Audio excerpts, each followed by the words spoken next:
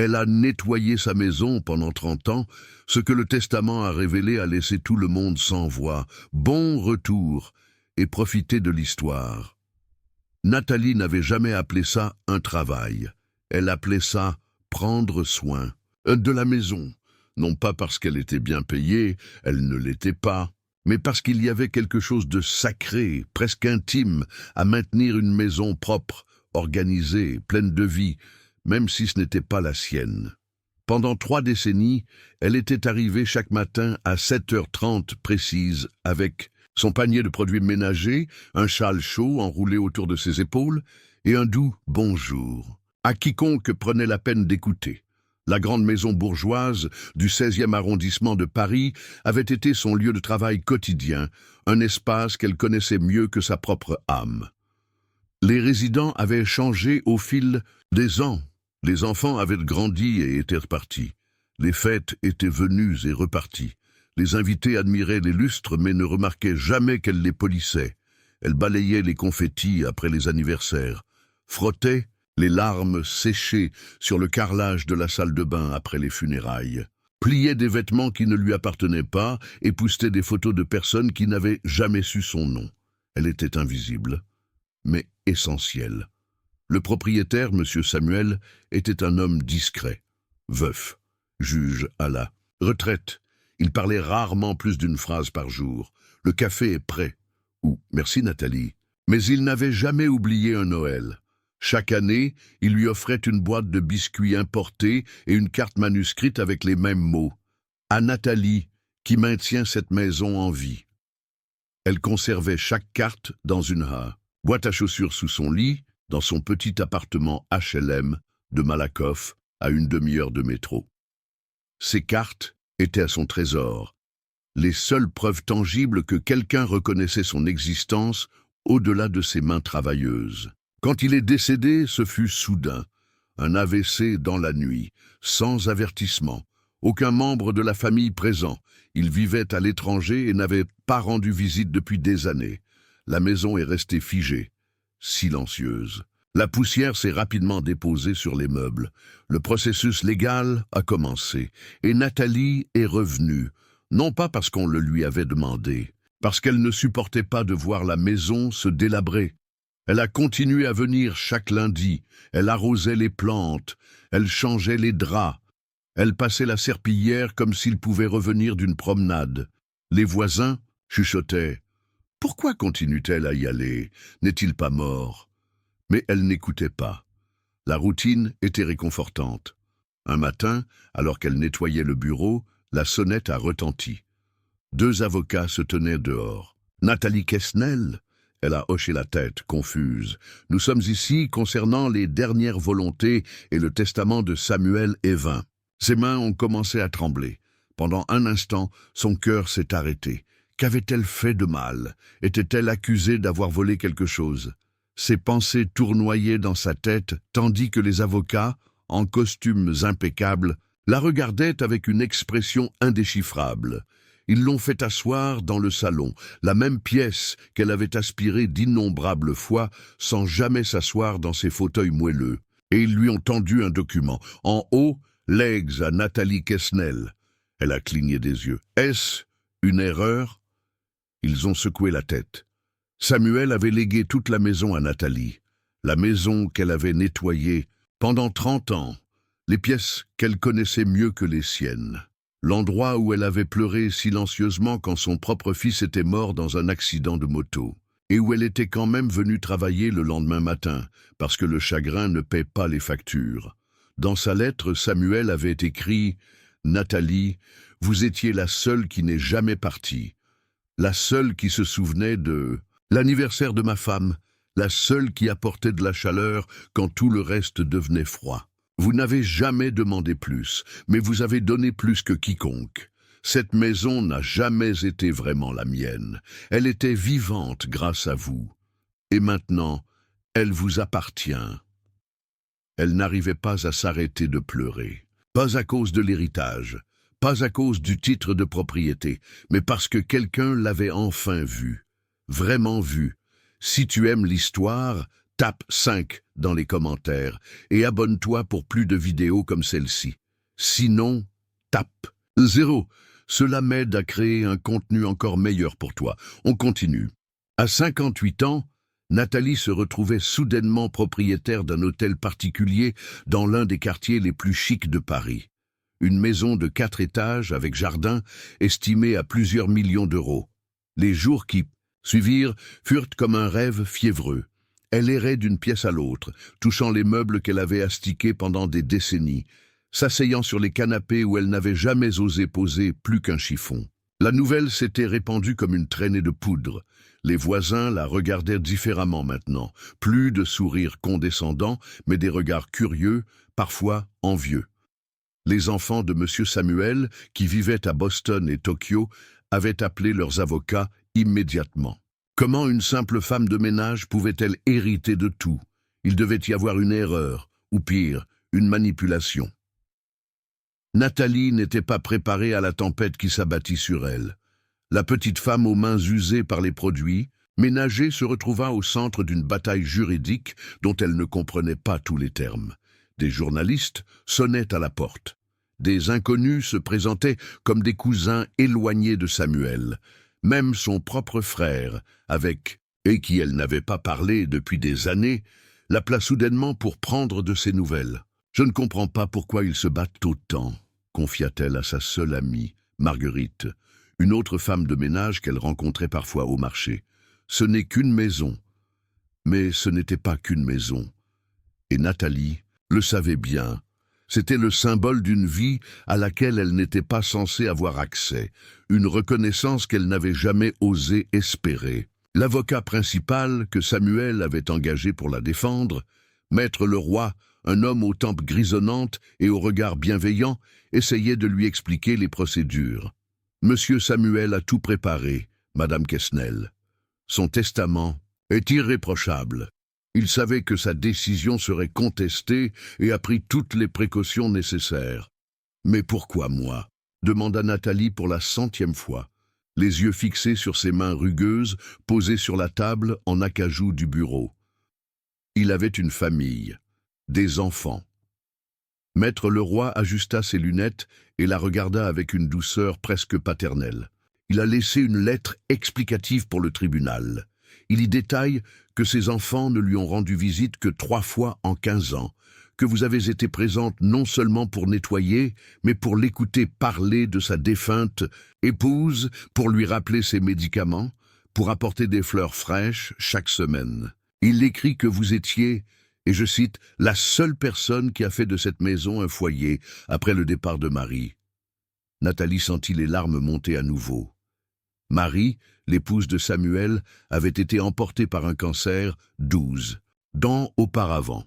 Nathalie se souvenait de chaque détail de cette période, les bouquets de pivoine qu'elle apportait parce que c'étaient les préférés de Marie, les draps qu'elle changeait 3 fois par jour lorsque la fièvre était trop forte, les soupes qu'elle préparait même si ce n'était pas dans ses attributions.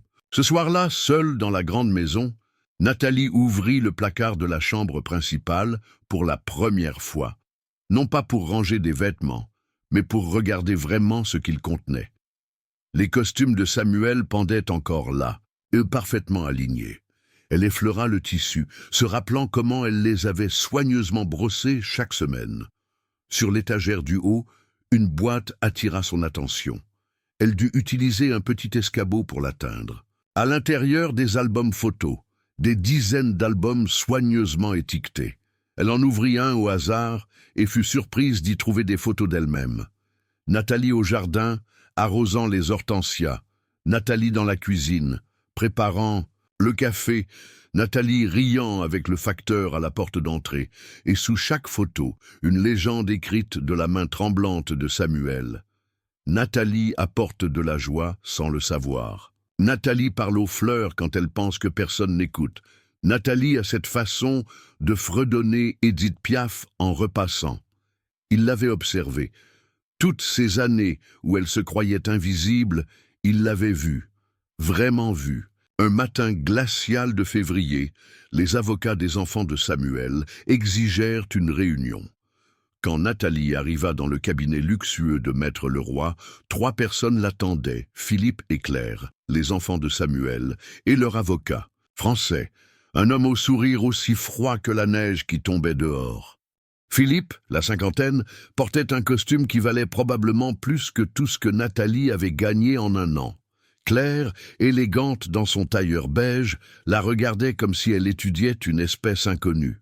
Ni l'un ni l'autre ne lui adressa la moindre parole de condoléance pour la perte de leur père. « Nous avons une proposition », annonça l'avocat des enfants, « une offre généreuse qui évitera un procès long et coûteux. » Nathalie écouta, incrédule, alors qu'on lui offrait une somme, certes importante pour elle, mais représentant moins de 5% de la valeur réelle de la maison. En échange, elle devait renoncer à tous ses droits sur la propriété et signer une clause de confidentialité, s'engageant à ne jamais parler de cette affaire. Notre père n'était pas dans son état normal ces dernières années, intervint Claire, parlant de Nathalie comme si elle n'était pas dans la pièce. Il est évident que quelqu'un l'a influencée. Nathalie, qui n'avait pas prononcé un mot depuis le début de la réunion, leva enfin les yeux. Toute une vie à baisser la tête, à s'effacer, à accepter l'invisibilité. Mais plus maintenant. « Votre père m'a parlé de vous, Madame Claire, » dit-elle doucement. « Il me montrait les photos de vos enfants que vous lui envoyiez par email. Il était tellement fier d'être grand-père. Savez-vous qu'il avait imprimé ces photos lui-même et les avait encadrées? Elles sont dans son bureau. Il attendait votre visite à chaque Noël. Il préparait les chambres des enfants, achetait des cadeaux. Et puis, il recevait un message. « Désolé, papa, nous ne pourrons pas venir cette année. Les Maldives sont réservées depuis des mois. » Claire pâlit. « Et vous, monsieur Philippe ?» continua Nathalie, se tournant vers l'homme qui semblait soudain très intéressé par ses chaussures. « Votre père gardait tous les articles sur votre entreprise. Il les découpait dans les journaux. Il était si fier de vous.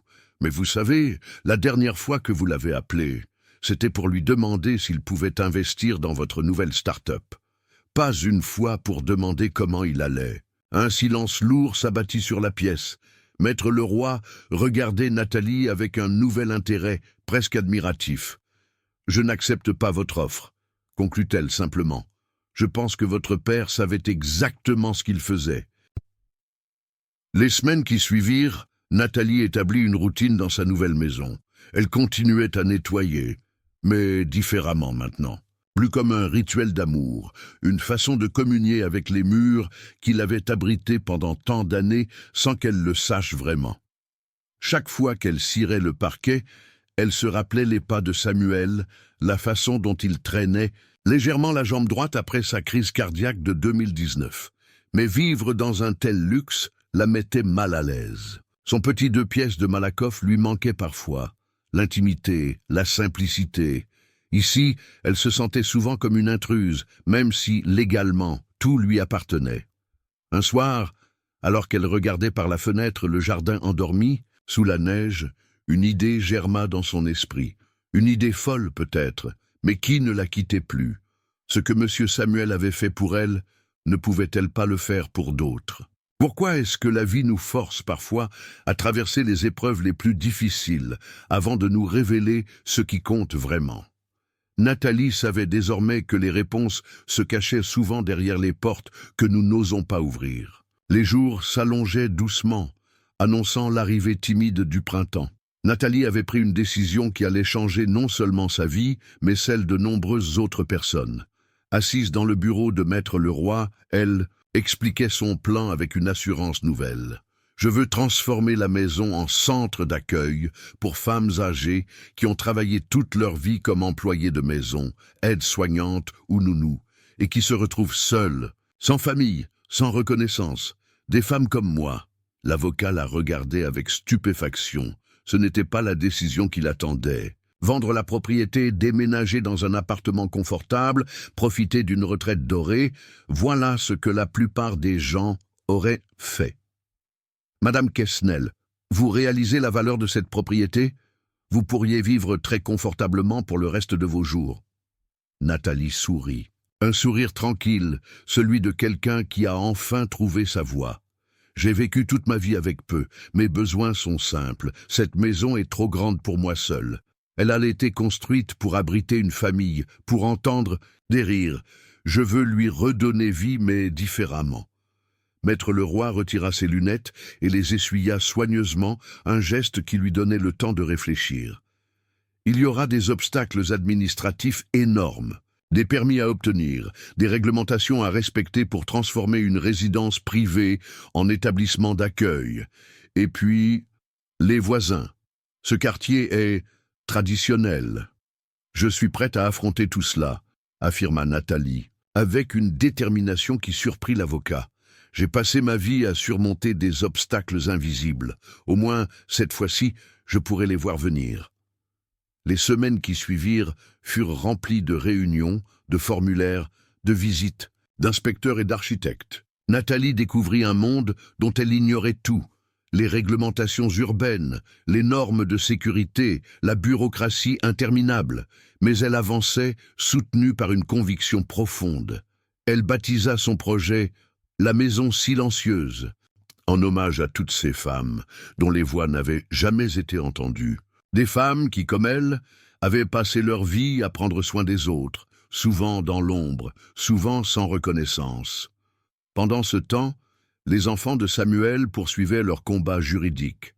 Leur nouvel argument, l'incompétence. Comment une femme de ménage sans éducation supérieure pouvait-elle gérer un tel patrimoine ? Ils demandaient une évaluation psychiatrique, cherchant à prouver que Nathalie était manipulée ou incapable de prendre des décisions rationnelles. Un après-midi d'avril, alors que les premières jonquilles pointaient dans le jardin, Nathalie reçut un visiteur inattendu, Julien, le jardinier qui venait une fois par semaine du temps de M. Samuel et qu'elle avait continué à employer. Il était accompagné d'une jeune femme élancée aux cheveux bouclés qui lui rappelait étrangement quelqu'un. « Dis, Nathalie, je te présente ma fille, Emma. Elle est avocate spécialisée dans les droits des travailleurs domestiques et des aidants familiaux. » Emma tendit une main ferme à Nathalie, son regard direct et chaleureux.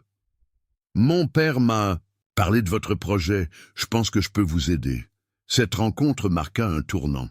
Emma connaissait les arcanes du système, les failles juridiques, les personnes à contacter. Avec son aide, le projet avança plus rapidement. Elle sut également contrer les attaques des enfants Samuel, transformant leur argument d'incompétence en une forme de discrimination à peine voilée. « Ce qu'il suggère, expliqua-t-elle au juge lors d'une audience préliminaire, c'est qu'une personne ayant exercé un métier manuel ne peut pas avoir l'intelligence ou la capacité de gérer un patrimoine. Cette vision élitiste a été maintes fois réfutée par les tribunaux. » Pendant ce temps, Nathalie commença à tisser un réseau. Elle contacta d'anciennes collègues, des femmes qu'elle avait croisées au fil des années, dans les files d'attente des agences d'emploi, à la sortie du métro tôt le matin ou tard le soir.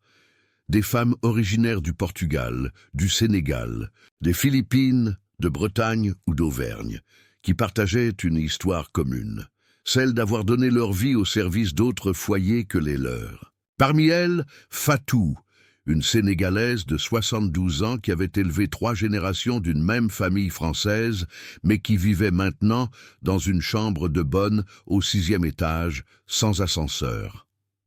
Martha, une Portugaise de 68 ans dont les mains déformées par l'arthrite racontaient 30 ans de ménage et de lessive.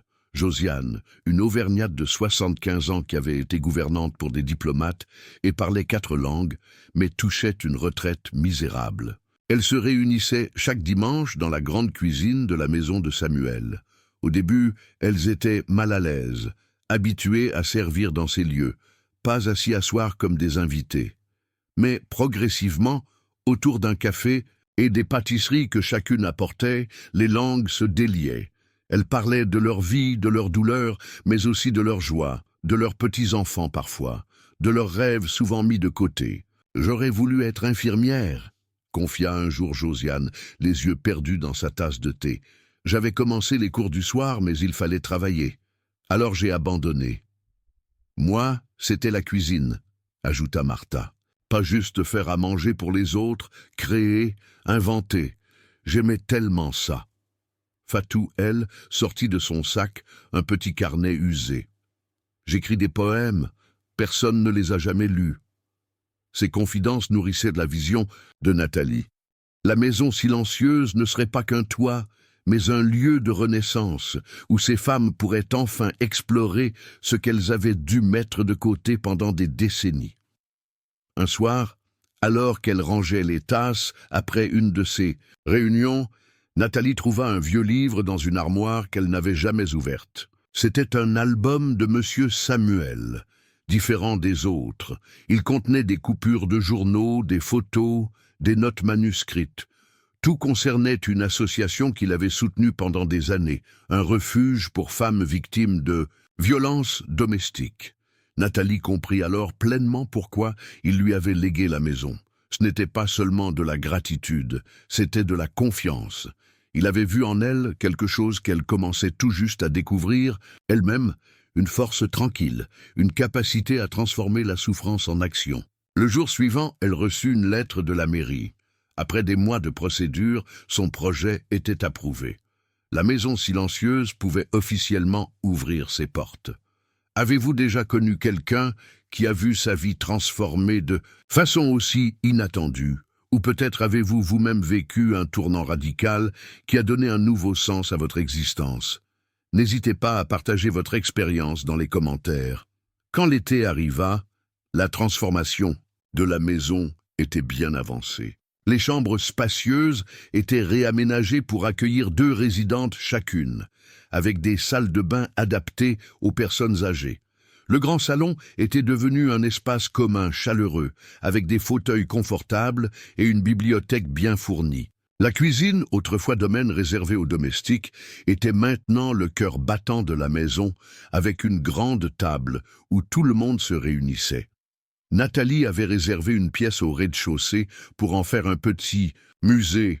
Elle y exposait des objets du quotidien des travailleuses domestiques, des tabliers usés, de vieux produits ménagers, des carnets de paix jaunis, des photos. C'était une façon de dire « nous avons existé, notre travail comptait ». Mais cette transformation n'était pas du goût de tous. Les voisins, habitants fortunés du 16e arrondissement, n'appréciaient guère de voir leur rue élégante devenir le théâtre d'allées et venues de personnes qu'ils avaient l'habitude de voir par la porte de service. Une pétition circulait, évoquant des préoccupations concernant la valeur immobilière du quartier et des inquiétudes quant à la sécurité. Un jour, Nathalie trouva dans sa boîte aux lettres une lettre anonyme. « Retournez. D'où vous venez?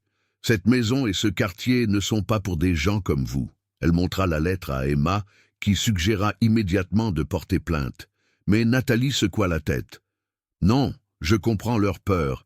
Ils voient leur monde changer. Nous allons simplement leur montrer qu'ils n'ont rien à craindre. » Sa stratégie fut inattendue. Elle organisa une journée portes ouvertes. Elle invita tous les voisins à venir visiter la maison silencieuse, à rencontrer les futures résidentes, à partager un buffet préparé par Martha, dont les talents culinaires s'épanouissaient enfin. Beaucoup déclinèrent l'invitation, mais certains vinrent, par curiosité peut-être, et ce qu'ils découvrirent les surprit. Ces femmes qu'ils avaient à peine remarquées pendant des décennies, qui avaient nettoyé leur maison, gardé leurs enfants, soigné leurs parents âgés, avaient des histoires fascinantes à raconter, des compétences insoupçonnées, une dignité tranquille. Madame Pelletier, une veuve de 80 ans vivant dans l'hôtel particulier voisin, fut particulièrement touchée par la rencontre avec Fatou, dont les poèmes l'émurent aux larmes. Ancien professeur de littérature, elle proposa spontanément d'animer un atelier d'écriture hebdomadaire pour les résidentes. Monsieur Duval, un médecin à la retraite, offrit de venir une fois par semaine pour des consultations gratuites. « C'est le moins que je puisse faire », dit-il à Nathalie. « Ma mère était couturière. Elle n'a jamais eu la reconnaissance qu'elle méritait. » Peu à peu, les barrières invisibles commençaient à s'effriter. Pas toutes, bien sûr. Certains voisins restaient hostiles, continuant leur bataille juridique par l'intermédiaire d'associations de propriétaires. Mais un dialogue s'était ouvert. Pendant ce temps, la bataille juridique avec les enfants de Samuel continuait. Ils avaient fait appel de la décision qui confirmait la validité du testament. Le procès était prévu pour septembre. Nathalie n'en dormait plus. Elle avait tant investi dans ce projet, émotionnellement et financièrement. Si elle perdait, tout s'écroulerait.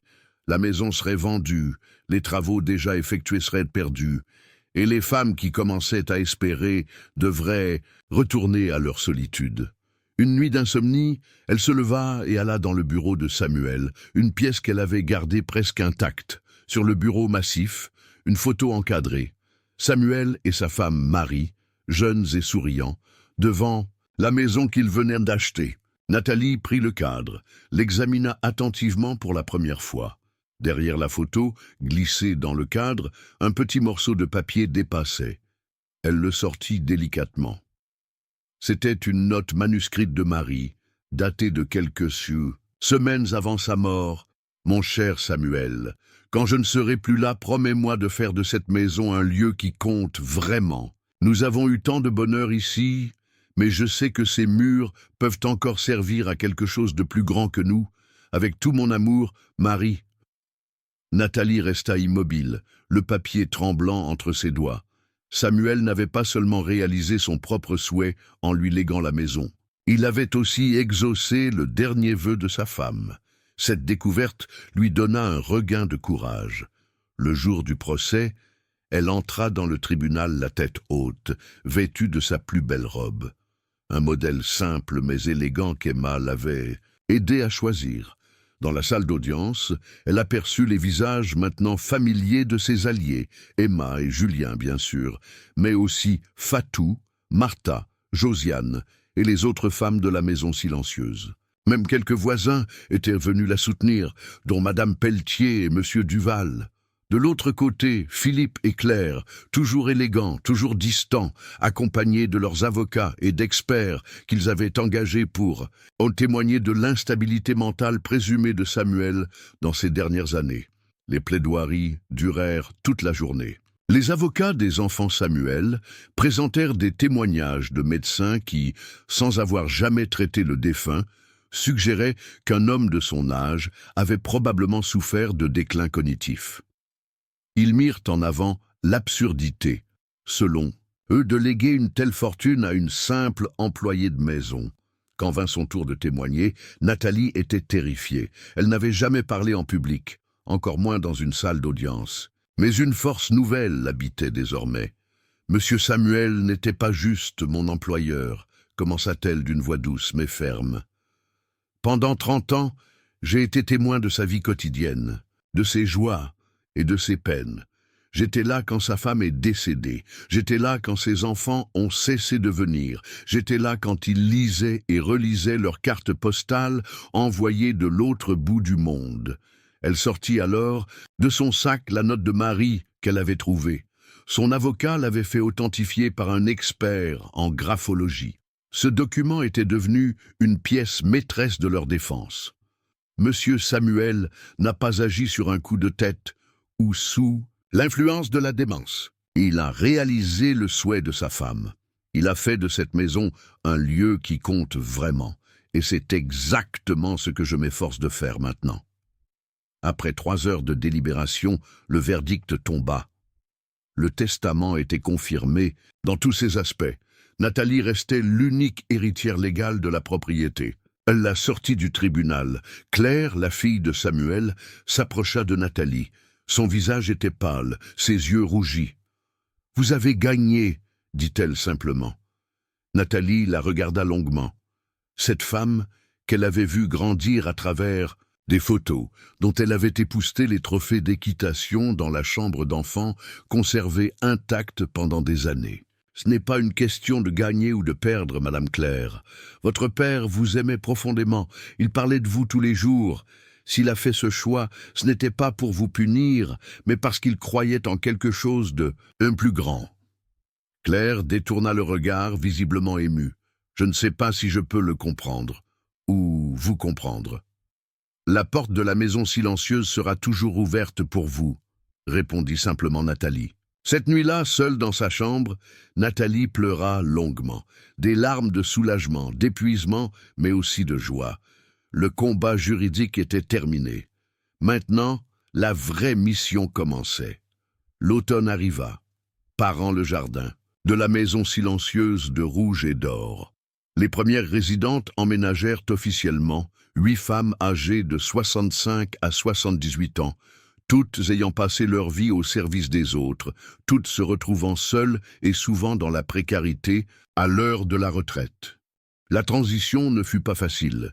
Ces femmes habituées à servir avaient du mal à accepter d'être servies, à occuper l'espace, à élever la voix. Nathalie elle-même trouvait étrange de ne plus être seule dans cette maison qu'elle avait si longtemps parcourue silencieusement. Chaque résidente avait apporté quelques objets personnels. Un fauteuil usé mais confortable, des photos jaunies, des plantes en pot chérie pendant des années. Progressivement, la maison autrefois, austère et élégante, se transformait en un patchwork de vie, coloré, parfois disparate, mais profondément humain. Des routines s'établirent. Martha régnait sur la cuisine, préparant des plats qui mêlaient les traditions de son Portugal natal et les recettes françaises qu'elle avait apprises au fil des ans. Josiane organisait des séances de conversation en anglais et en espagnol pour celles qui voulaient rafraîchir les langues apprises au contact de leurs anciens employeurs. Fatou partageait ses poèmes lors des soirées au coin du feu. Nathalie avait gardé sa chambre de bonne au dernier étage, malgré les protestations des autres femmes qui insistaient pour qu'elle prenne la suite principale. « C'est là que je me sens chez moi », expliquait-elle simplement. En réalité, elle avait besoin de cet espace à elle, ce petit refuge où elle pouvait parfois s'isoler quand le poids des responsabilités devenait trop lourd. Car diriger la maison silencieuse n'était pas une tâche facile. Il y avait les questions administratives et financières, les soins médicaux à coordonner pour certaines résidentes, les conflits inévitables qui surgissaient parfois entre des femmes au caractère bien trempé par la vie. Un soir de novembre, alors qu'elle descendait pour le dîner, Nathalie entendit des éclats de voix inhabituels dans le hall d'entrée. En s'approchant, elle découvrit une jeune femme en larmes, tenant par la main un petit garçon d'environ 6 ans. C'était la petite fille de Fatou, Aïssatou, et son fils Mamadou. Ils avaient été expulsés de leur appartement ce matin même, après des mois de loyers impayés suite à la perte d'emploi d'Aïssatou. « Nous n'avons nulle part où aller, grand-mère », sanglotait la jeune femme. « Juste pour quelques jours, le temps de trouver une solution. » Fatou regardait Nathalie avec des yeux suppliants. Le règlement de la maison silencieuse était clair. C'était un lieu réservé aux femmes âgées, pas aux familles. Ils avaient dû se battre pour obtenir les autorisations, respecter des normes strictes. Mais devant ce désespoir, comment refuser ? « La chambre bleue au 2e étage, » dit simplement Nathalie. « Elle a 2 lits, vous y serez bien tous les 3. » Le visage de Fatou s'illumina de gratitude. Ce qui devait être un arrangement temporaire se prolongea. Aïssatou, formée comme aide-soignante mais sans emploi stable, se révéla être un atout précieux pour la maison silencieuse. Elle aidait les résidentes les plus âgées pour leur toilette, surveillait les prises de médicaments, apportait une énergie nouvelle. Quant au petit Mamadou, sa présence transforma l'atmosphère de la maison. Ces femmes qui n'avaient jamais eu d'enfants à elles ou qui avaient vu les leurs s'éloigner retrouvaient soudain le plaisir des histoires lues le soir, des genoux écorchés à soigner, des rires cristallins résonnant sous les hauts plafonds. D'autres changements se produisirent. Emma, l'avocate qui avait défendu Nathalie, venait de plus en plus souvent. Non seulement pour les questions juridiques liées à la maison silencieuse, mais aussi pour partager un repas, aider aux devoirs de Mamadou ou simplement bavarder avec les résidentes dont elle s'était attachée. Julien, le jardinier, avait transformé le jardin en potager thérapeutique où les résidentes cultivaient leurs propres légumes. Le contact avec la terre guérit bien des blessures, disait-il souvent. Un matin de décembre, Nathalie trouva dans la boîte aux lettres une enveloppe portant le logo d'une grande entreprise immobilière. À l'intérieur, une offre d'achat pour la maison silencieuse. Une somme astronomique, bien au-dessus du prix du marché. Elle apporta la lettre à Emma lors de sa visite suivante. Ils insistent sur le caractère charitable de leur démarche. expliqua l'avocate après lecture. Il propose de reloger toutes les résidentes dans des appartements modernes et adaptés, en centre-ville. Et toi, Nathalie, tu recevrais une rente à vie. C'est généreux sur le papier. Nathalie regarda par la fenêtre. Dans le jardin, Martha et Josiane récoltaient les derniers légumes d'automne pendant que Mamadou courait autour d'elle, poursuivant un chat du voisinage. Des éclats de rire montaient jusqu'à elle. « Ce n'est pas à vendre, » dit-elle simplement. D'autres offres suivraient. Le terrain dans ce quartier prisé valait de l'or. Des promoteurs rêvaient d'y construire des résidences de luxe. Mais la réponse de Nathalie restait la même. En janvier, un événement inattendu secoua la maison silencieuse. Claire, la fille de Samuel, demanda à rencontrer Nathalie. Après le procès, elle était retournée à Tokyo où elle vivait depuis des années. Nathalie ne l'avait pas revue. La rencontre eut lieu dans le bureau de Samuel, que Nathalie avait préservé intact. Claire semblait nerveuse, tournant entre ses doigts son alliance en or blanc. « J'ai beaucoup réfléchi depuis le procès, » commença-t-elle. J'ai relu les vieilles lettres de mon père, j'ai parlé avec des amis qui le voyaient plus souvent que moi, et j'ai réalisé quelque chose, je ne connaissais pas vraiment mon père, pas l'homme qu'il était devenu. Nathalie l'écoutait, en silence. Je voulais vous demander, me parleriez-vous de lui, des dernières années, de ce qu'il aimait, de ce qu'il faisait rire? Quelque chose se dénoua dans la poitrine de Nathalie.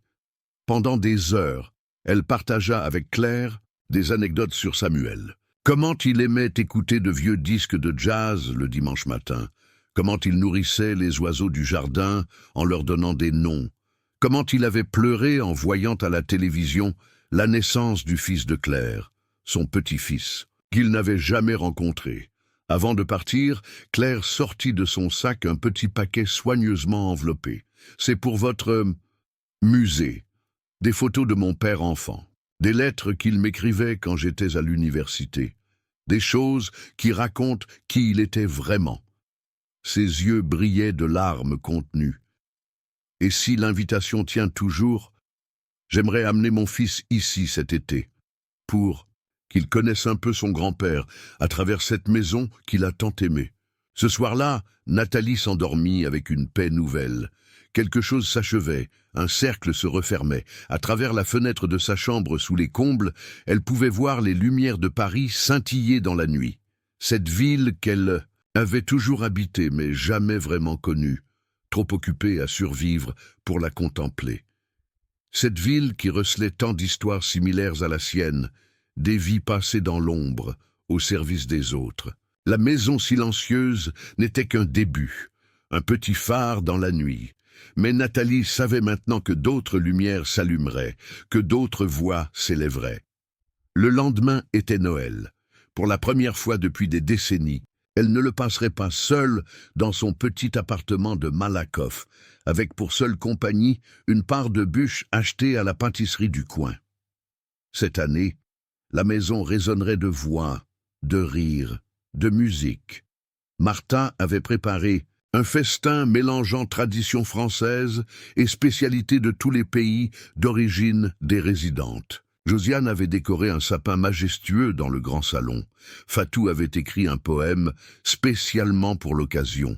Même certains voisins avaient accepté l'invitation à se joindre à eux, Madame Pelletier en tête, apportant des cartons, de vieux livres pour la bibliothèque commune. Et puis il y aurait Emma et Julien, dont la complicité grandissante n'échappait à personne, le petit Mamadou qui trépignait d'impatience à l'idée des cadeaux. Aïssatou qui avait enfin trouvé un emploi stable d'aide-soignante dans une clinique voisine grâce à une recommandation de Monsieur Duval.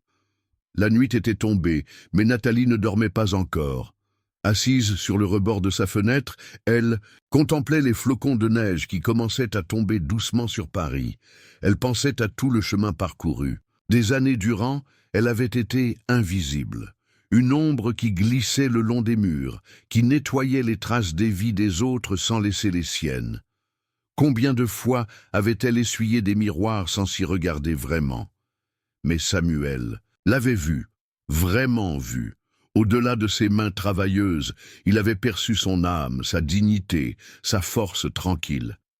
Et ce regard avait tout changé. Maintenant, Nathalie se voyait enfin elle-même. Non plus comme une femme qui n'existait que par son travail, mais comme quelqu'un qui avait le pouvoir de transformer des vies, de créer un foyer, de bâtir une communauté. Une légère agitation en bas attira son attention. Par la fenêtre, elle aperçut Emma et Julien qui s'affairaient mystérieusement autour du sapin, déposant des paquets soigneusement emballés. Ils s'arrêtèrent un instant, se regardèrent et échangèrent un baiser discret, pensant que personne ne les voyait. Nathalie sourit dans l'obscurité. La vie continuait, avec ses surprises, ses chagrins parfois, mais aussi ses joies inattendues. De nouvelles histoires s'écrivaient déjà entre ces murs anciens. Plus tard cette nuit-là, avant de s'endormir, elle ouvrit le petit tiroir de sa table de chevet. Là, soigneusement rangées, se trouvaient toutes les cartes de Noël que Samuel lui avait offertes au fil des ans. Elle relut la dernière, celle de l'année précédente, quelques mois avant sa mort. À Nathalie, qui maintient cette maison, en vie. Elle savait maintenant que c'était bien plus qu'une formule de politesse. C'était une passation, un héritage, une confiance. Et pour la première fois depuis longtemps, peut-être pour la première fois de sa vie, Nathalie s'endormit avec la certitude d'être exactement là où elle devait être, d'avoir trouvé sa place dans ce monde qu'il avait si longtemps ignoré. Le réveil de Noël fut magique. Les cris de joie de Mamadou découvrant ses cadeaux résonnèrent dans toute la maison, réveillant les résidentes qui descendirent une à une, encore en peignoir, pour partager ce moment de pure innocence. Nathalie avait préparé un cadeau pour chacune d'entre elles. Rien d'extravagant, elle avait toujours eu le sens de l'économie, mais quelque chose de personnalisé. Pour Fatou, un beau carnet relié en cuir pour ses poèmes. Pour Martha, un cours de cuisine gastronomique avec un chef renommé. Pour Josiane, des billets pour un concert de musique classique, sa passion secrète. Mais le plus beau cadeau vint d'elles toutes. Quand Nathalie ouvrit le dernier paquet sous le sapin, elle découvrit un livre artisanal, relié à la main, intitulé « Les voix silencieuses ». À l'intérieur, chaque résidente avait écrit son histoire. Les pages étaient illustrées de photos, de dessins, de menus souvenirs collés avec soin. La préface, écrite par Fatou, disait simplement « À Nathalie, qui nous a appris que nos vies valaient la peine d'être racontées ». Ce livre devint le premier d'une collection qui s'enrichirait au fil des ans, à mesure que de nouvelles résidentes rejoindraient la maison silencieuse. Chacune ajoutant sa voix, son histoire, ses souvenirs à cette tapisserie collective. La journée de Noël passa comme dans un rêve. Le repas festif qui s'éternisa jusqu'au soir, les chants improvisés, mêlant des airs français, portugais, sénégalais. Le petit discours ému de Madame Pelletier qui avoua que ce Noël était le premier, depuis la mort de son mari, qu'elle ne passait pas seule. Et puis, la surprise finale. Emma et Julien, se tenant par la main, annonçant qu'ils attendaient un enfant pour l'été prochain. « Et nous aimerions, si vous êtes d'accord, » ajouta Emma en regardant Nathalie, « qu'il ou elle grandisse en partie ici, entourée de toutes ses grand-mères de cœur. » Cette nuit-là, après que tout le monde se fut retiré, Nathalie resta seule dans le grand salon illuminé uniquement par les lumières du sapin. Elle pensa à sa propre mère, disparue si tôt, usée par le travail et les privations. Elle aurait aimé la voir aujourd'hui, voir ce que sa fille était devenue. L'année qui suivit apporta son lot de joies et de défis. De nouvelles résidentes arrivèrent. Certaines référées par des services sociaux qui avaient entendu parler de cette initiative unique. La maison était maintenant presque pleine, vibrant d'activités et de conversations. Le jardin potager s'agrandissait, fournissant désormais une grande partie des légumes consommés par la maisonnée. Julien avait même commencé à vendre le surplus au marché local, créant une petite source de revenus pour la maison silencieuse. Aïssatou et Mamadou avaient trouvé leur place. La jeune femme était devenue indispensable, assumant en plus de responsabilités administratives, soulageant Nathalie qui n'était pas familière avec les ordinateurs et la paperasse. En juin, Emma donna naissance à une petite fille qu'ils nommèrent Marie. en hommage à la femme de Samuel. La chambre d'enfant, qui avait été celle de Claire, fut réaménagée pour les visites fréquentes de ce nouveau membre de leur famille élargie. À l'été, Claire revint avec son fils Akira, un garçon de 10 ans timide mais curieux, qui ne parlait que japonais et quelques mots d'anglais. Mais la barrière de la langue s'estompa rapidement. Josiane, ravie de pratiquer son japonais rouillé, elle avait travaillé pour un diplomate japonais dans les années 80, devint son interprète attitré. Claire elle-même semblait transformée, plus détendue, plus présente. Elle passa des heures à explorer la maison de son enfance, redécouvrant des coins oubliés, partageant des souvenirs que Nathalie écoutait avidement, complétant sa connaissance de l'histoire de ces lieux. Un soir, alors qu'elle prenait un thé dans le jardin, Claire fit une proposition inattendue. « J'ai parlé avec mon frère. Nous avons réfléchi. Nous aimerions créer une fondation pour soutenir la maison silencieuse, pour assurer sa pérennité, même au-delà. » Elle ne termina pas sa phrase, mais Nathalie comprit.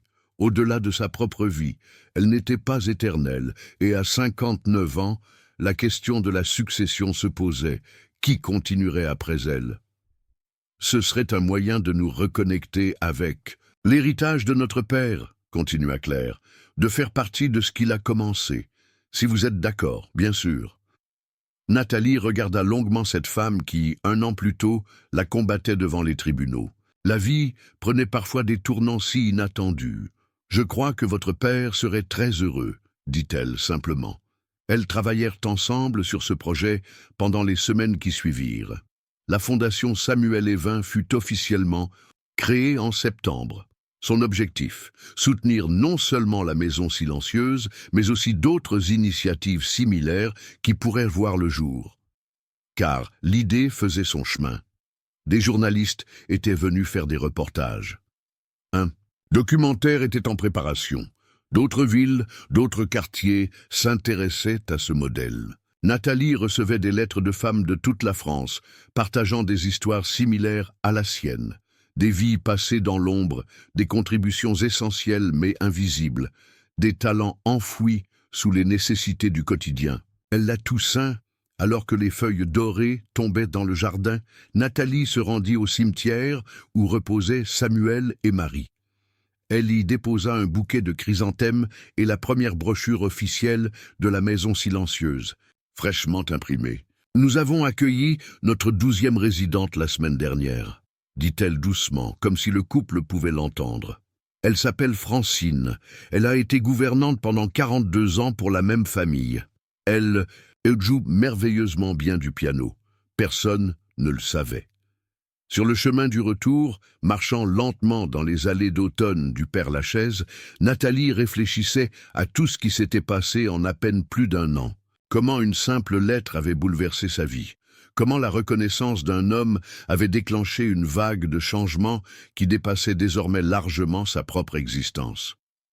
Que se serait-il passé si Samuel n'avait pas fait ce geste, si elle était restée invisible jusqu'à la fin? Elle ne le saurait jamais.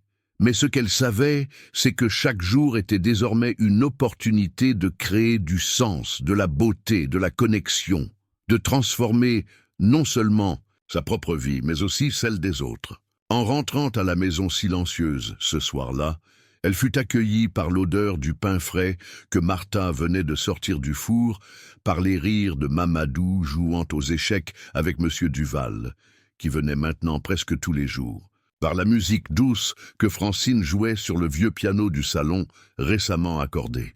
Et elle sut, avec une certitude absolue, que si l'amour avait un foyer, c'était ici, dans cette maison autrefois silencieuse, maintenant remplie de voix, de rires, de musique, de vie. Le lendemain matin, Nathalie écrivit une nouvelle page dans le livre de la maison silencieuse, ce journal collectif que les résidentes tenaient à tour de rôle. Hier, je me suis rendu sur la tombe de M. Samuel et de sa femme Marie. Je leur ai parlé de nous, de ce que nous devenons. Et en rentrant, j'ai compris quelque chose d'important. La vraie richesse n'est pas dans les murs qui nous entourent, ni même dans le toit au-dessus de nos têtes. Elle est dans ces moments partagés, ces regards échangés, ces mains qui se tendant les unes vers les autres. Pendant des années, j'ai nettoyé cette maison en pensant que je prenais soin d'un lieu. Maintenant, je sais que je prenais soin d'une histoire, l'histoire de tous ceux qui y ont vécu, qui y vivent aujourd'hui, qui y vivront demain. Et c'est peut-être ça, finalement, le plus beau des héritages. Non pas recevoir quelque chose, mais devenir partie de quelque chose de plus grand que soi. Quand elle referma le livre, un rayon de soleil d'automne traversa la fenêtre, illuminant la pièce de reflets dorés. Dehors, la vie de Paris continuait son cours effréné.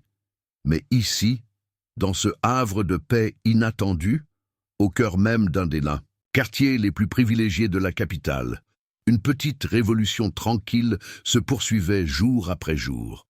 Une révolution faite de dignité retrouvée, de talent révélé, de solidarité réinventée. Une révolution silencieuse, à l'image de ces femmes qui, toute leur vie, avaient travaillé sans bruit, sans reconnaissance, mais avec un dévouement qui méritait enfin d'être célébré. 1 an plus tard, lors de l'inauguration de la 2e, maison silencieuse, dans un grand appartement de Lyon légué par une sympathisante, Nathalie fut invitée à prononcer un discours.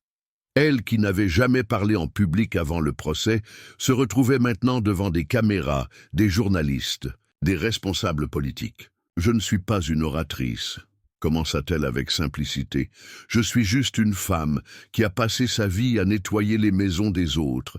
Mais aujourd'hui, j'aimerais vous parler de ce que j'ai appris.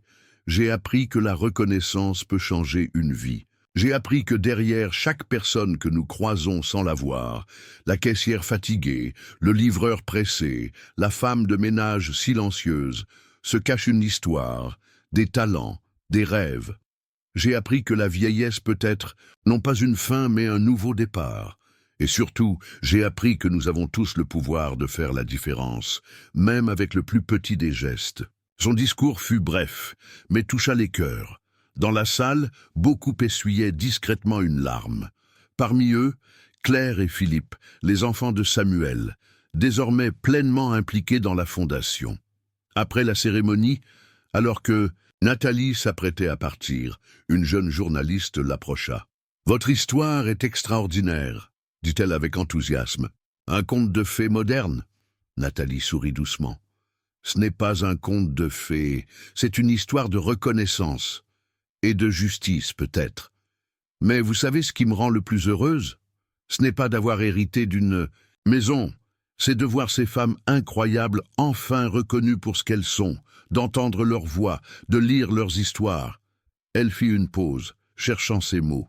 « Pour chaque Nathalie qui a eu la chance que j'ai eue, il y a des milliers d'autres qui restent invisibles. Des femmes et des hommes qui prennent soin des autres, qui construisent, qui nettoient, qui nourrissent, sans jamais recevoir plus qu'un salaire insuffisant et rarement un merci. » La journaliste écrivait frénétiquement. « Alors que voulez-vous? Et dire au monde exactement ?» demanda-t-elle. Nathalie réfléchit un instant. « Regardez, vraiment regardez les personnes autour de vous.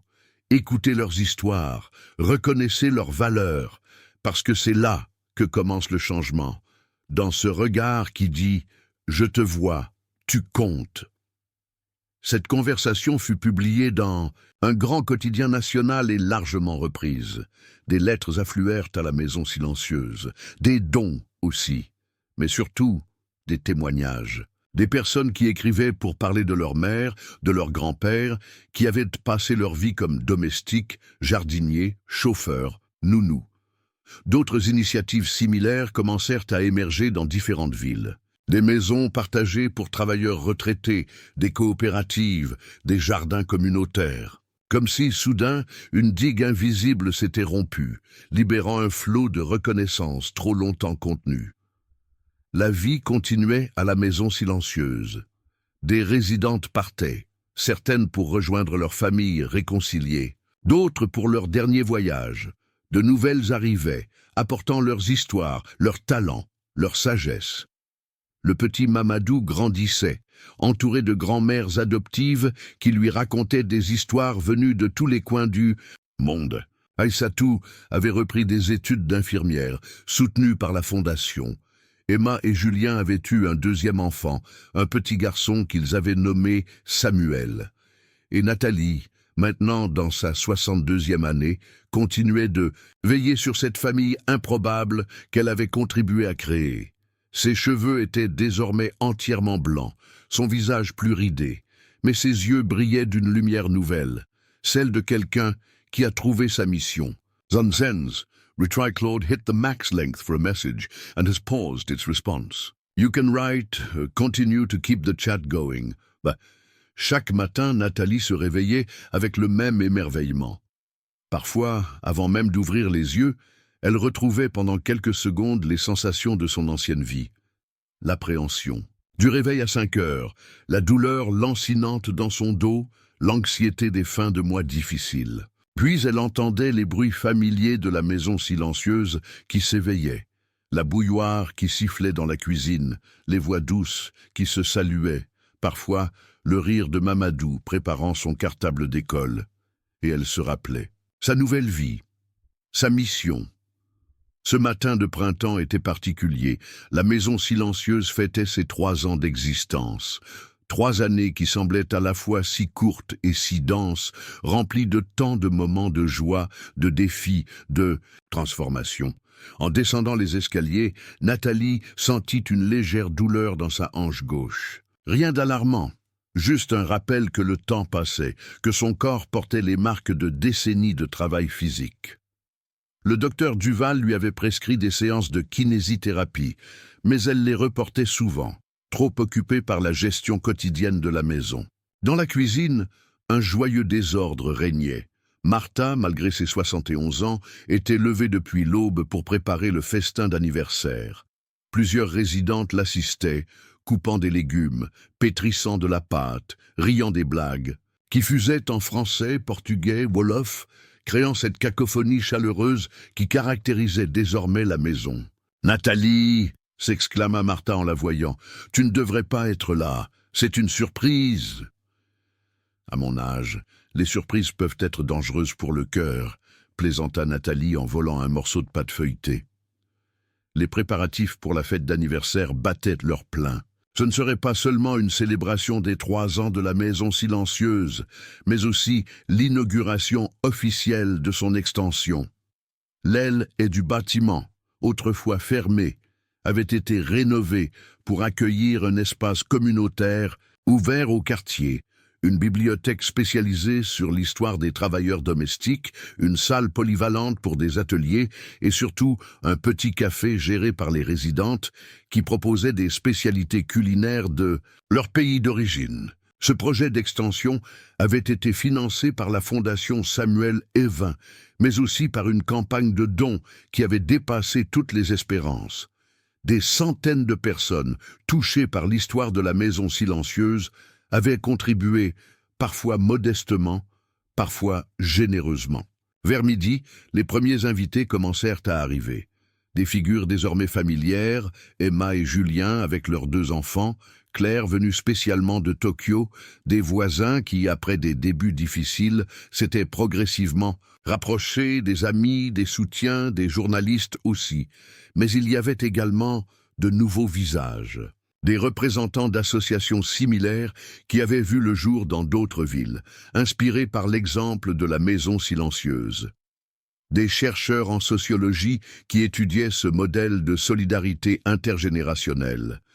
Des élus locaux intéressés par cette initiative qui alliait logement social et transmission de savoir. La cour intérieure, magnifiquement fleurie grâce aux soins attentifs de Julien et de son équipe de jardinières en herbe, accueillait la réception.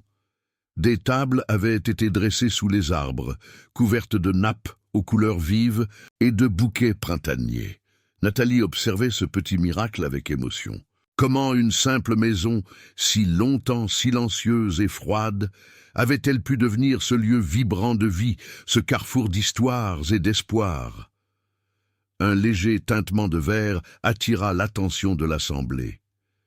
Emma, élégante dans une robe bleu marine, s'était levée pour porter un toast. « Il y a 3 ans, commença-t-elle, Nathalie Quesnel se tenait dans un tribunal, défendant son droit à un héritage que beaucoup jugeaient inapproprié. » Elle échangea un sourire complice avec Claire, maintenant réconciliée avec ce passé. Aujourd'hui, je crois que personne ne peut douter qu'elle était la personne idéale pour recevoir ce legs. Non pas parce qu'elle le méritait, bien qu'elle le méritait certainement, mais parce qu'elle a su transformer ce don en quelque chose qui dépasse largement une simple propriété. Des applaudissements ponctuèrent ses paroles. Nathalie, peu habituée à être le centre de l'attention, sentit ses joues rougir. La maison silencieuse n'est pas seulement un toit pour des femmes qui ont passé leur vie à prendre soin des autres, poursuivit Emma. C'est un lieu de dignité, de reconnaissance, de transmission. C'est un rappel que chaque vie mérite d'être vue, écoutée, célébrée. Elle leva son verre. À Nathalie, qui nous a appris à vraiment voir ceux que nous croisons chaque jour, à la maison silencieuse et aux nombreuses maisons qui suivront, et à Samuel Evin, dont le geste a déclenché cette merveilleuse aventure. Les verres s'entrechoquèrent, les conversations reprirent, animées et joyeuses. Nathalie, un peu submergée par l'émotion, s'éclipsa discrètement vers le fond du jardin, son refuge quand l'agitation devenait trop intense. Elle s'assit sur un banc de pierre à l'ombre d'un vieux marronnier. Le printemps parisien resplendissait autour d'elle, apportant des odeurs de fleurs et de terre humide. Au loin, elle entendait les rires et les voix de la fête comme une musique apaisante. Une présence silencieuse la rejoignit. Philippe, le fils de Samuel, qui participait rarement aux événements de la maison silencieuse, préférant soutenir le projet à distance, depuis Boston où il vivait. Il s'assit à côté d'elle, respectant d'abord son silence. « C'est impressionnant ce que vous avez accompli, » dit-il finalement. Nathalie le regarda avec attention. L'homme qu'elle avait d'abord connu comme un adversaire, déterminé à contester le testament de son père, semblait avoir beaucoup changé. Ses traits s'étaient adoucis, son regard était plus ouvert. « C'est l'œuvre de beaucoup de personnes, » répondit-elle simplement. « Mais tout a commencé avec vous, » insista-t-il, « votre vision, votre détermination. » Il fit une pause, cherchant ses mots. « J'ai été injuste avec vous, Nathalie. J'étais aveuglé parce que je considérais comme mon dû. Je n'ai pas vu ce que mon père avait vu. » Nathalie sourit doucement. Elle n'avait jamais attendu d'excuses, mais ce moment de reconnaissance avait quelque chose de profondément réparateur. « Votre père était un homme sage, » dit-elle. « Il savait que la vraie richesse ne se mesure pas en mètres carrés ou en compte en banque. » Philippe acquiesça, pensif. « J'ai beaucoup réfléchi ces dernières années. À ma relation avec mon père, à mes priorités, j'ai réalisé... » Il s'interrompit, ému. « J'ai réalisé que j'étais devenu exactement ce qu'il craignait, tellement obsédé par la réussite matérielle que j'en avais oublié l'essentiel. » Il sortit une enveloppe de sa poche intérieure. « J'ai démissionné de mon poste. Je rentre en France. J'ai accepté un travail dans une ONG qui lutte contre le mal-logement. Le salaire est ridiculement bas comparé à ce que je gagnais, mais je crois que c'est enfin quelque chose qui aurait rendu mon père fier. » Nathalie le regarda avec une nouvelle considération. La transformation ne s'arrêtait jamais. Même les cœurs qu'on croyait les plus endurcis pouvaient s'ouvrir, changer, grandir. « Votre père serait très fier, » dit-elle avec conviction. « Et vous savez, la porte de la maison silencieuse vous sera toujours ouverte. » Ils retournèrent ensemble vers la fête, où le gâteau d'anniversaire venait d'être apporté, une création spectaculaire de Martha, représentant la maison silencieuse en pâte d'amande, avec de minuscules figurines des résidentes tout autour. Après le chant traditionnel et les applaudissements, on demanda à Nathalie de dire quelques mots. Elle qui aurait fui ce genre de situation il y a quelques années se leva avec assurance, balayant l'assemblée d'un regard chaleureux. « Quand Monsieur Samuel m'a légué cette maison, j'ai d'abord cru à une erreur. puis à un miracle. Aujourd'hui, je sais que ce n'était ni l'un ni l'autre. C'était une reconnaissance. La reconnaissance d'une vie passée à prendre soin, à veiller, à soutenir, sans faire de bruit.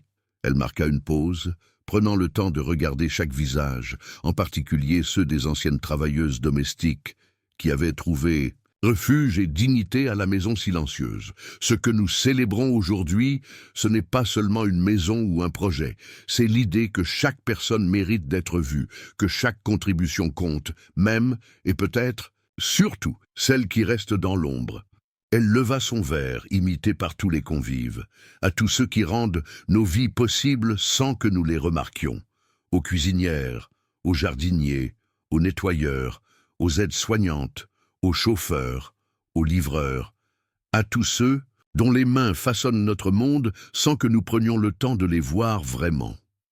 Un silence ému suivit ces paroles, rapidement rompu par des applaudissements nourris. Puis la fête reprit, plus vibrante encore. La journée se poursuivit dans la joie et la convivialité. Des chants s'élevèrent, spontanés, mélangeant les langues et les traditions. Des danses improvisées réunirent les générations. Des histoires furent échangées, des souvenirs partagés. Alors que le soleil commençait à décliner, teintant le ciel parisien de rose et d'or, Nathalie s'éloigna à nouveau de la foule, cherchant un moment de calme pour absorber pleinement cette journée extraordinaire. Elle monta dans sa chambre, sous les combles, ouvrit la fenêtre et s'assit sur le rebord, contemplant la ville qui s'étendait devant elle. Paris s'illuminait peu à peu, les lumières s'allumant une à une comme des étoiles terrestres. Dans sa main, elle tenait la dernière, carte de Noël que Samuel lui avait offerte à Nathalie qui maintient cette maison en vie. Ce simple message qui avait changé le cours de son existence. Elle pensa à toutes ces vies qu'elle avait croisées au fil des ans. Les employeurs pour qui elle avait travaillé, dont la plupart n'avaient jamais vraiment su qui elle était. Les collègues avec qui elle avait partagé des pauses rapides, souvent silencieuses, tant la fatigue pesait. Son fils, parti trop tôt, dont le souvenir restait une douce blessure. Et puis les nouvelles présences qui avaient illuminé ces dernières années, les résidentes de la maison silencieuse, Emma et sa famille, Claire et Philippe réconciliés avec l'héritage de leur père, tous ces alliés inattendus qui avaient rejoint cette aventure. Elle sourit en réalisant que sa vie, qui avait semblé pendant si longtemps n'être qu'une longue route solitaire, s'était transformée en un carrefour vibrant, un lieu de rencontre et de possibilités. Un léger coup à la porte interrompit ses réflexions. C'était Aïssatou, la petite fille de Fatou, devenue au fil des ans une sorte de fille adoptive pour Nathalie. « Tout le monde te cherche en bas », dit-elle doucement. Le photographe veut prendre une photo de groupe devant la plaque commémorative. Nathalie acquiesça et se leva, prenant un moment pour rajuster sa tenue, une simple robe bleue qu'elle avait achetée spécialement pour l'occasion, son premier achat non essentiel depuis des années. Avant de quitter la chambre, son regard s'attarda sur la petite boîte à chaussures qu'elle gardait toujours sous son lit, celle qui contenait toutes les cartes de Noël de Samuel. Un jour, cette boîte ferait partie de l'exposition permanente du petit musée de la Maison Silencieuse. Un témoignage de la façon dont un petit geste de reconnaissance, répété année après année, pouvait finalement changer une vie entière. En descendant les escaliers, entourée du brouhaha joyeux de la fête qui se poursuivait, Nathalie sentit une plénitude qu'elle n'aurait jamais cru possible. Non pas parce qu'elle habitait maintenant dans une belle maison dans un quartier chic, non pas parce qu'elle était devenue, contre toute attente, une figure reconnue et admirée, mais parce qu'elle avait trouvé sa place dans le monde, sa mission, sa famille choisie. Elle rejoignit le groupe qui s'assemblait devant la plaque commémorative, nouvellement installée à l'entrée de la maison. Une simple plaque de bronze qui disait « La maison silencieuse fondée en 2022 pour que toutes les voix soient entendues en mémoire de Samuel et Marie Evin ». Le photographe les dirigea pour la photo, plaçant Nathalie au centre, entourée des résidentes, d'Emma et sa famille, de Claire et Philippe, des bénévoles et soutiens du projet. « Un peu plus serré, s'il vous plaît » demanda-t-il, « et souriez ». Nathalie regarda autour d'elle, tous ces visages souriants, ces mains qui se touchaient, ces épaules qui se frôlaient. Des femmes, des hommes, des enfants de toutes origines, de tous âges, unis par cette aventure commune. Et au moment où le flash se déclencha, immortalisant ce moment, elle eut une pensée pour la Nathalie d'autrefois, celle qui traversait Paris à l'aube, invisible, pour aller nettoyer les maisons des autres. Si seulement elle avait pu lui murmurer « Oh, tiens bon, un jour quelqu'un te verra vraiment, et ce jour-là, tout changera. » Le soir venu, quand les derniers invités furent partis et que la maison retrouva son calme habituel, Nathalie fit une dernière ronde, comme elle en avait l'habitude. Elle vérifia que toutes les fenêtres étaient fermées, que les lumières inutiles étaient éteintes, que tout était en ordre pour la nuit. Dans le grand salon, elle trouva Fatou encore éveillée, enveloppée dans un châle coloré, contemplant les étoiles par la fenêtre. « C'était une belle journée », dit doucement la vieille dame sans se retourner. « Une très belle journée », confirma Nathalie en s'asseyant à côté d'elle. Elles restèrent silencieuses un moment, partageant cette tranquillité qui n'avait pas besoin de mots. Deux femmes qui avaient passé leur vie à travailler dans l'ombre et qui, sur le tard, avaient trouvé une lumière inattendue. « Tu sais, » dit finalement Fatou, « quand j'étais jeune au Sénégal, ma grand-mère me racontait l'histoire d'un oiseau magique. Il était invisible pour la plupart des gens. Seuls ceux qui avaient un cœur pur pouvaient le voir. Et si tu le voyais, il te menait à un trésor. » Elle sourit, ses yeux reflétant les étoiles. « Je crois que c'est ce qui est arrivé ici. Samuel avait le cœur assez pur pour te voir vraiment, Nathalie. Et regarde le trésor que vous avez créé ensemble. » Nathalie sentit les larmes lui monter aux yeux. Oui, la maison silencieuse était un trésor, non pas pour sa valeur matérielle, mais pour ce qu'elle représentait, la dignité retrouvée, la reconnaissance, la possibilité de vieillir entouré, l'occasion de partager une sagesse accumulée au fil des décennies de service. Cette nuit-là, Nathalie s'endormit avec une sérénité nouvelle. La route avait été longue, parfois douloureuse, souvent solitaire, mais elle avait mené à cet endroit précis, à ce moment précis, à cette communauté improbable et merveilleuse. Et demain serait un nouveau jour, avec ses défis et ses joies, car l'aventure de la maison silencieuse ne faisait que commencer. Félicitations. Tape 9 dans les commentaires pour me montrer que tu es resté jusqu'à la fin avec moi.